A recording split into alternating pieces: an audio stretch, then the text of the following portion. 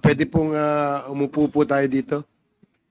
Ito pong mga opisyal na pinatawag ng komite ay opisyal po ito ng Mexico, Pampanga, kung saan ay doon po nakita no, itong 560 kilos of shabu in a warehouse owned by a corporation by the name of Empire 999 na napatunayan ng ating komite na ito ay pagmamay-ari ng mga Chinese nationals, hindi po sila mga Pilipino. And that is the reason why we invited the officials nang sa ganun po ay makapagtanong din po tayo. Maybe they can shed some information. So, Congressman Paduano, please proceed. Thank you, Chairman. Yung PSA ba nandito? PSA Good afternoon, Pampanga. Mr. Chair. Okay, thank you. Now, Mr. Chairman, before I ask questions to the mentioned names, no? Sandali po, yung assessors ng office ng Mexico Pampanga, nandito ba?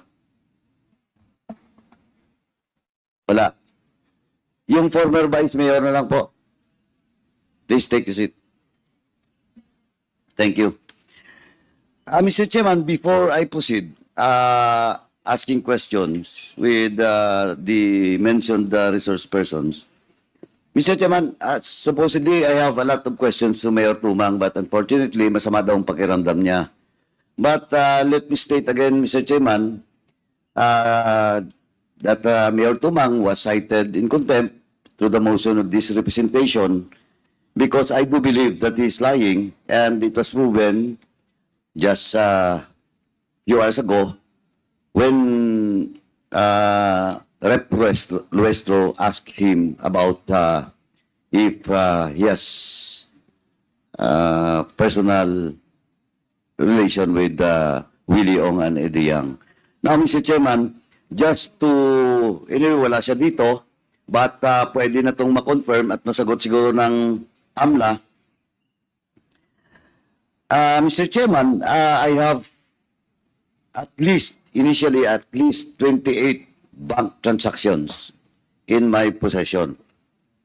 Now, but of course, may pending case na, no?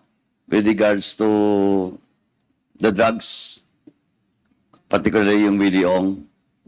Now, to the AMLA, you can answer without, I would just like to confirm to you. I have with me a bank transaction from Willie Ong. You can mention the amount or not, okay lang. And from Willie Ong and Michelle Santosi to the company in the name of Morning Sun Industry, and the address of Morning Sun is at San Antonio, Mexico, Pampanga. Do you confirm that there is such transaction?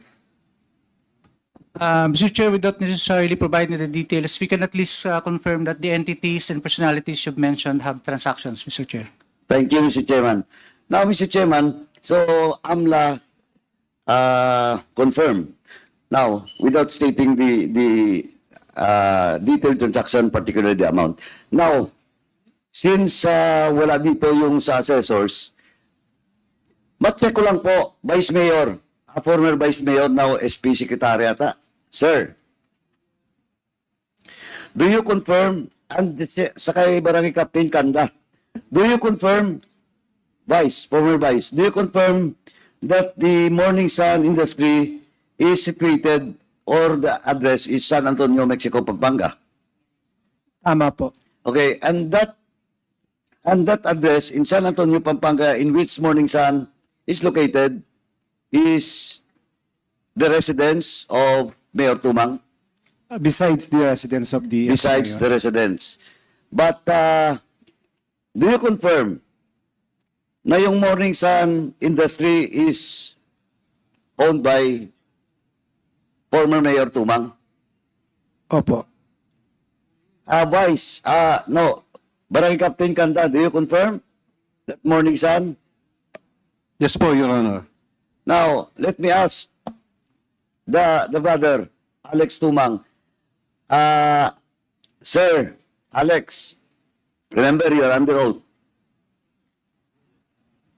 Please, at alam mo na, pinagdaanan na po natin ito, yung mga queries. Tinabi lang to, dahil sabi ko nga, this was forwarded na, as part of my resolution was forwarded to this committee. Now, question, do you confirm that Morning Sun Industry is owned by Mayor Tumang, your brother?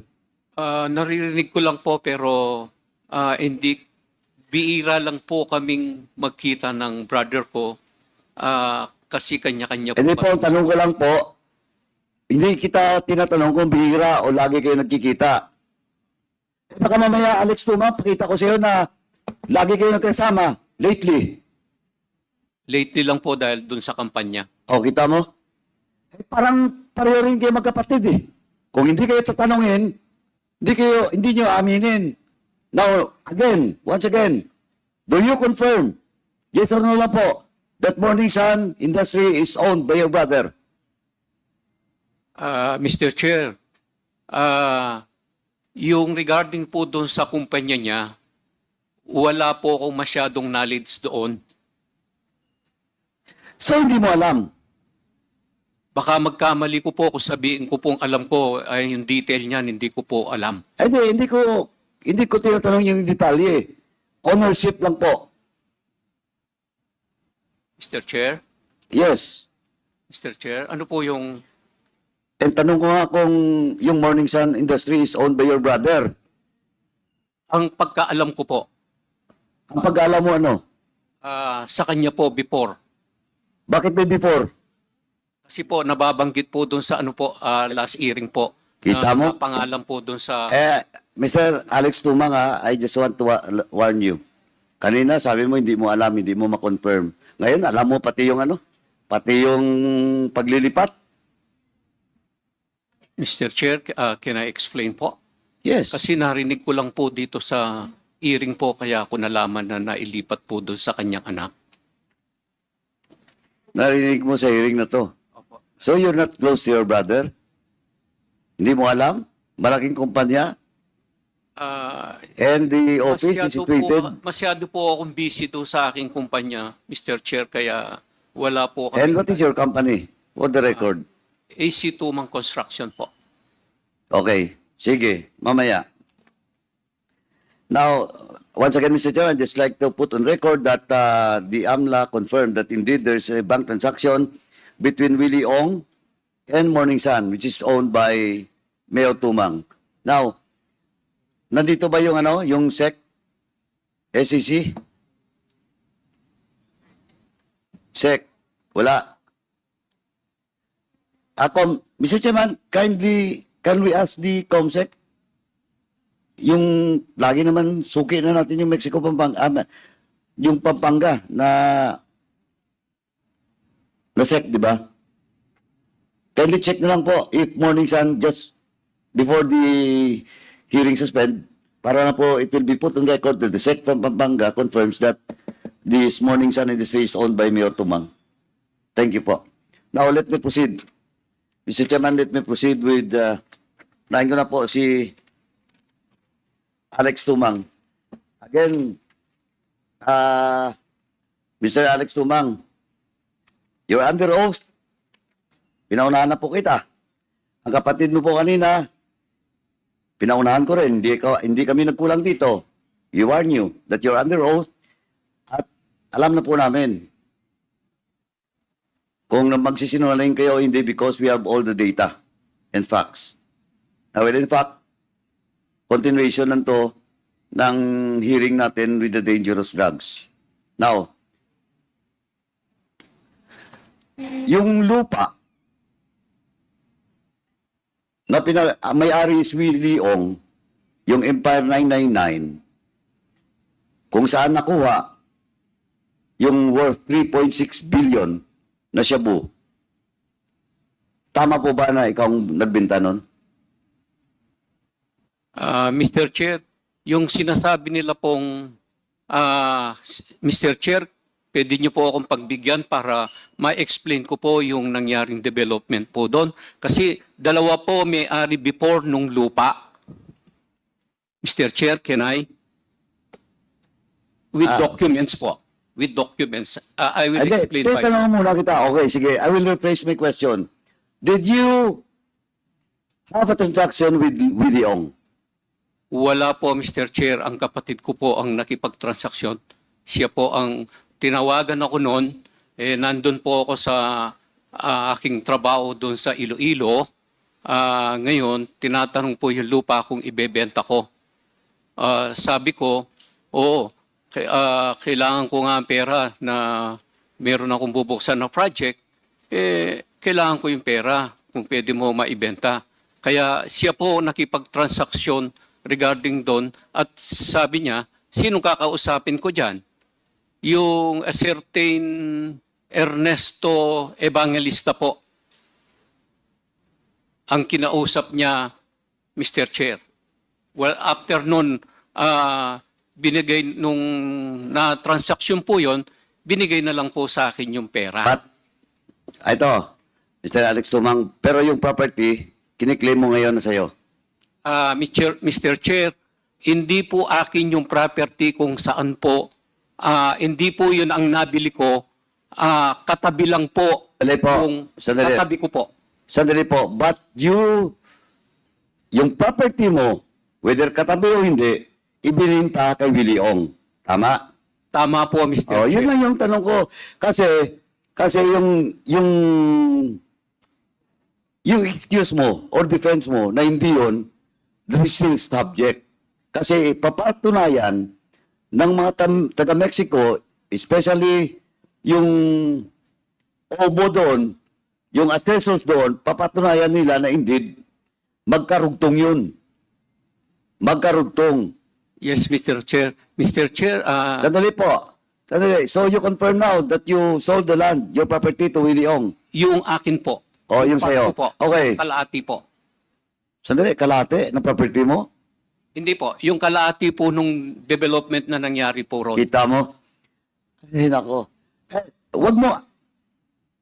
Eto, wag mong paikutin kami dito. Mr. Alex Tumang, kanina sabi mo hindi. Mr. Chair, Ngayon, sandali. Patapusin mo muna ako. Ngayon sinasabi mo kalahati. When I told you that the OBO and the officials of Mexico Pangana will prove. Ngayon sinasabi mo kalahati. But ang tanong ko, nagbinta ka ba ng property kay Willie Ong?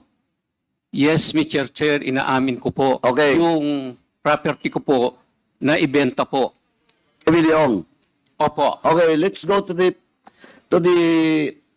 details of that property. Binili mo to yung property kay Mr. Evangelista. Kay Bernardo Evangelista po. Okay, tama. Kailan mo to binili? Mr. Chair, For your answer, just for the information of the members and of course the resource persons and the people watching us now. Yung property na pinapacheck natin ngayon is the property in which, sabi ko na nga, the 3.6 billion worth of shabu was recovered. Mr. Chair, next time sa hearing po, titignan ko lang po yung records ko doon sa opisina kung kailan ko po in-start na binayaran po doon sa may-ari po ng lupa kay Mr. Evangelista po. Pero siguro naman, yung pagbili mo, hindi mo matandaan na. Pero siguro naman yung transaction with Willie Ong, matandaan mo mamaya. Mamaya. Tatanungin kita alam mamaya. ko po, na-receive ko po yung pera June 20, 2019 po, Mr. Chair. June 20, 2019. Yes, Mr. Chair. Okay. Now, magkano? Naibenta ko po ng tig to 200 pesos po. Magkano? Approximately po, nasa ano po yun? 19,431 square meter. Kaya umabot po siya ng 3,886,200. Okay. 3,886,200. Yes, Mr. Chair. Okay. Now, nung binili mo yung lupa, alam mo ba na patay na yung Ines at saka yung asawa niya na Evangelista? Nung binili ko po, buhay po. Ha? Buhay po yung mag-asawa. Balikin natin, kailan mo binili yon? Mr. Chair, sabi ko nga po kanina, hindi ko na po matandaan. Titignan ko muna yung aking records doon sa opisina po. PSA, wala dito, no? Pero, Alex, Mr. Tumang, ha? May hearing pa tayo ulit. I will check the record because ang impormasyon ko pong nakuha na nung binili niyo yung lupa with the original owner, patay na po yung Inis Tumang at saka yung ibang lista na asawa. But of course, as of now, sige po, sabi mo buhay. Sabi mo buhay, tama? Noong pong in-start ko pong binayaran sa kanila, buhay po yung mag-asawa. So you Alam pay- po ng barangay captain po ng kumpare So ko. binayad mo sa kanila personally. Opo, installment po na binayaran ko doon sa kanila po. May resibo ka pa. Mr. Chair, hindi ko na po matandaan, masyado na pong matagal. At nung naglipat ako doon sa opisina, yung ano lang po, receiving, pumipirma lang po si Ernesto Evangelista po doon sa aking records, mga butcher po noon. Okay, ganito po. Kaya muna natin yan. Next hearing, you should comply kasi papatawag ko rin yung PSA. No? Para ma-confirm Mr. yung Chair. statement mo. Mr. Chair, PSA is present po. Kanina pa kita tinatawag, nandiyan ka pala. Oh, kindly check na lang po. Dalawa na yun, nakalimutan ko na yung isa. But anyway, kindly check the records of Inis Tumang. Mr. Chair, we And- will check. We will And provide the Evangelista. information. Can you, if you can make it before the suspension of this hearing today, please po. We will do, sir. Thank you. Now, let me proceed, Mr. Chairman. Yung bintahan nyo, you confirm that you are the owner. Tama? From Evangelista to you. Mr. Chair, kaya po umingi ako po ng oras para ma-explain ko, para ma-enlighten po itong Quadcom Committee. Hindi, tinatanong lang Para- kita. Yes or no lang naman. From Evangelista, nilipat sa'yo. Tama? Binili mo. Wala pong nangyaring nailipat ko po. Pero binili mo. Binili mo. Inaamin ko po, binili ko po. Okay, you Ako have the nakabili po documents. si kay- You provide us in the next hearing. LRA. Alam mo, tapos ka na. Opo. LRA. Ma'am. Balikan natin. Ma'am, when the sale was made. Ma'am, when the sale was made with regards to this property of the Evangelista, kanino nakapangalan yung property?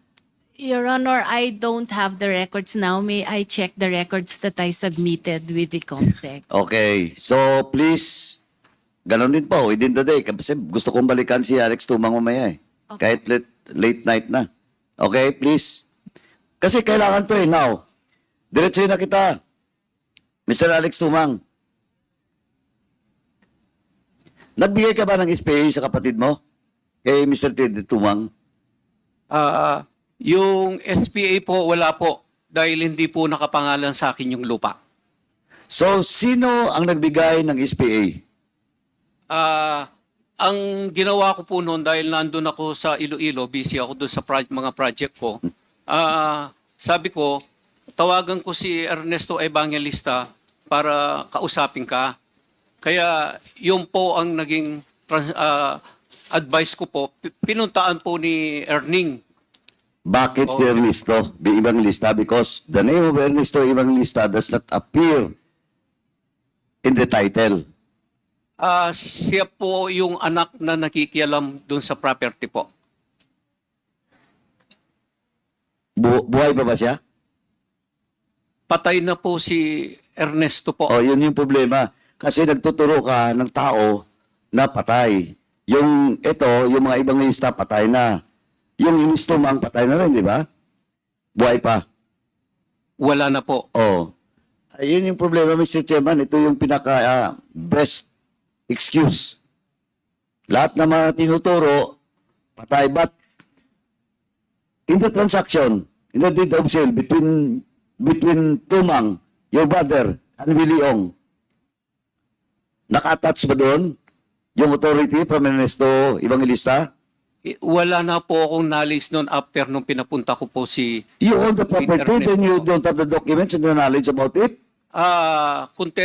Kumpiyansa naman po ako doon sa aking kapatid dahil Akala ko hindi kayo close. Tapos ngayon, pati sa property mo, siya ang binigyan mo ng authority? yes, Mr. Chair. Oh. Kumpiyansa lang po ako doon sa aking kapatid. But na you're hindi po inconsistent ako because lolo. when I asked you earlier, you told this committee na hindi kayo close, ngayon na kayo nagkasama dahil sa kampanya. Mr. Chair, hindi ko naman po sinabing hindi ko po kaaway ang kapatid ko. Hindi po kami nag-aaway. Kaya busy lang po kami parehas. Busy ako doon sa aking negosyo. Kaya biira lang po kaming magkita. Yun po ang sinasabi ko po. Sige, palusutin kita dyan. Okay. Now, SPA was given to your brother. Nag-usap po si Ernesto Evangelista po at saka si Mayor Teddy po. Hindi, pero ikaw yung may-ari. Mr. Kasi, Chair, alam mo, sorry po, Mr. Alex Tumang, ako personally, I don't believe that you own that property. Bakit si Mayor Tumang ang bibigyan ng SPA to transact with Willie Ong na ikaw yung may-ari nun? Mr. Chair, nung tinawagan po ako, nasa Iloilo po ako. Pwede naman pagbukasan yun eh. Pwede naman dapalingdi. Pwede naman bihira lang anytime. po akong umuwi dahil nakatutok po ako doon sa mga project ko. O di dapat pinadala sa iyo yung kontrata with the lawyers? Hindi po kasi nakapangalan sa akin yung lupa. Hindi na, pero ikaw yung owner. Yun yung sinasabi ko. And why? Why when you purchase that property, binigyan si Tumang, yung kapatid mo, ng SPA. But you claim to buy both that property. Mr. Chair, kung uuwi man po ako, hindi po nakapangalan sa akin yung lupa, hindi naman po ako pwedeng mag-execute ng SPA po. Sandali. Oo nga, pero yung sinasabi ko, Mr. Alex Tumang, na nung binili mo yung lupa, hindi na ilipat, nung nag-transaction kay Willie Ong, ngayon tinuturo mo yung kapatid mo na may SPA. Pero why? Bakit binigyan siya ng is o ng may-ari ng SPA na ikaw din lang ang bumili? O do you have now? Can you produce the copy of that SPA? Wala po akong kopya rito, Mr. Chair. Puro kayo wala eh. Yun ang sinasabi ko. Yung mga palusot nyo. Logically, ikaw ang bumili. Pagbili, bakit si kapatid mo binigyan ng SPA? Di ba? Dapat sa pangalan mo. Kung hindi mo mai-transfer. Tama. Tsaka may deed of sale kayo, di ba? Mr. Chair, matagal na po nung Wala na naman ng dokumento. yung mga documents po dating nandun sa aking opisina nung nagkaroon ng bagyo nun at inabot ng tubig kaya nagka ano-ano po yung mga Ganun din yun, documents ko yung, po. yung reason ng PCA nung nakaraan. Opo. Dahil sa sunog. Ikaw naman bagyo. LRA, si RD, saan siya? RD, pwede mo ba ma-retrieve yung mga documents na yun with regards to the transaction?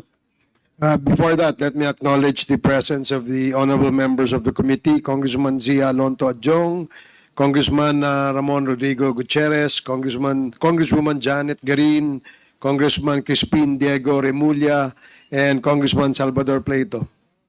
Please proceed. Thank you, Mr. Chairman. You have LRA. 5 minutes. Naku, ba? Okay, second round ako. Yes, LRA, can you produce this document?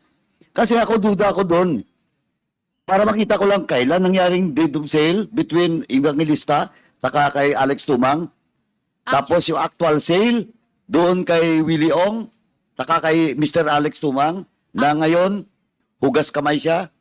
Kasi ang next ko na tanong kung kilala mo hindi, ang next mo na sagot, alam ko na po, hindi mo kilala si Willie Ong. Di ba? Mr. Chair, But alam mo, on record, it never stated during the previous hearings doon sa Committee on the News Drugs about that SPA na binigay mo, na nandun ka sa Iloilo, Hindi mo rin sinabi na hindi mo kilala si Willie Ong, pero alam ko na ngayon. Alam ko na. Ang sagot mo doon, hindi mo kilala si Willie Ong because you give an SPA to your brother. Ang dinidiin mo ngayon is your brother. Hindi ikaw. Yes, LRA? Your Honor, we actually submitted all those documents either at the Committee on Public Accounts or Dangerous Drugs. Definitely not in the public accounts, but in the dangerous drugs Yes, siguro. we're actually retrieving the files Please now. po, dalawang ano yun ha, yung sale between Alex Tumang and the Evangelista, and the Yes, sale between Alex Tumang with the SPA from Teddy Tumang and Willie Ong. Yes, Your Honor, Please. we will retrieve. Oh, Mr. Alex Tumang, wala na eh. Pero pag na-produce yun, magkabuhol-buhol ka rin. Now, anong company mo doon sa Iloilo? Mr. Chair, meron po akong ginawa doon sa Iloilo po. Project. Ano nga? Anong project? Mga K-12 project po ni When was that? Mayor. Mr. Chair, Again, hindi mo na matandaan? opo. Oh, when was that? Mr. Chair, Kasi papacheck kita. Papacheck kita sa DPWH at saka sa DepEd. Kung at that time, at that month or year, mayroon ka project doon. Mr. Chair, under po kay Mayor Jed. Jed, Opo, LGU po. hindi nga, kailan nga? Mr. Chair, sa tagal po, hindi ko na po matandaan. Pero matatandaan ni Mayor Jed. Matandaan niya. Possibly po. Possibly. Possibly, pero ikaw talaga, hindi na. Wala na talaga. Hindi mo na matandaan. Sorry po, Mr. Chair, sa dami na po ng O anong company yung ginamit mo doon? AC Tumang Construction po. Easy Tumang. Yes, Mr. Chair. Mr. Chairman, can we direct the COMSEC to...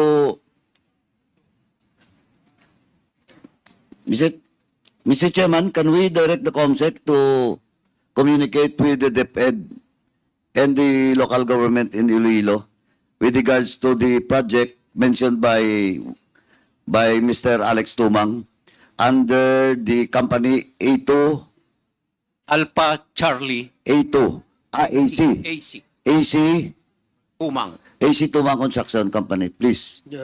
Comsec, you are directed to coordinate with the LGU and DPWH of Iloilo. So, yeah, you have 35 seconds, Mr. Chairman, but we Wait, will Chairman, allow okay you lang ako, again Chairman. another minute. Anyway, Mr. Chairman, tingnan ko na lang, baka pwede akong mag-second round mamaya.